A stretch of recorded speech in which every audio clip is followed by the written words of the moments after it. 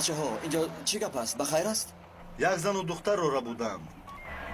تو چی ها میگویی برادر؟ برادر با کجا؟ برادر این سابق سرکمیسر ما ندرود.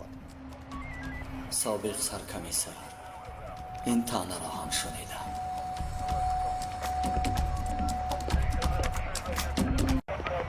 یگیت صبر کن، بعضی گپا برای دارم. من گپ ندارم. مرا گوش کن. لبی یگیت گندوز تو هستی؟ بله قریب که یافته. حاضر صدا را گوش کن، خوب گوش کن.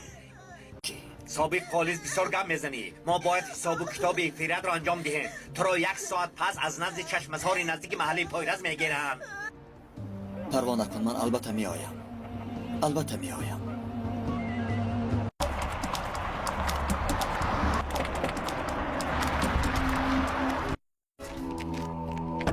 از ماشین فرایو دستایت رو بردار زودتر.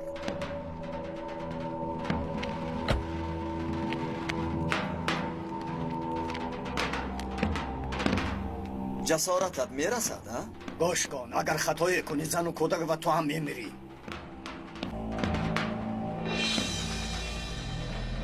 یعنی خالی نامده ای؟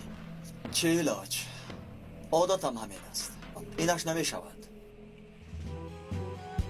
و گفتی تو خلاص میوبد. این یگیت است. کاری کرده سلامت از اینجا میبروید. و فکرم امکان ندارد. دارم، آن آماده ایستاده است.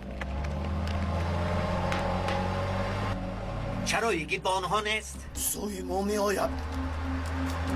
اینها چیکار میکنند ها؟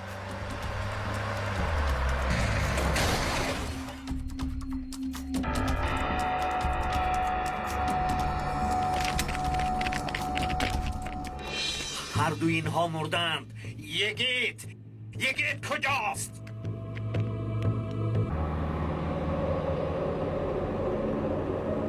سردارم اینها رو اینجا کف میکافد.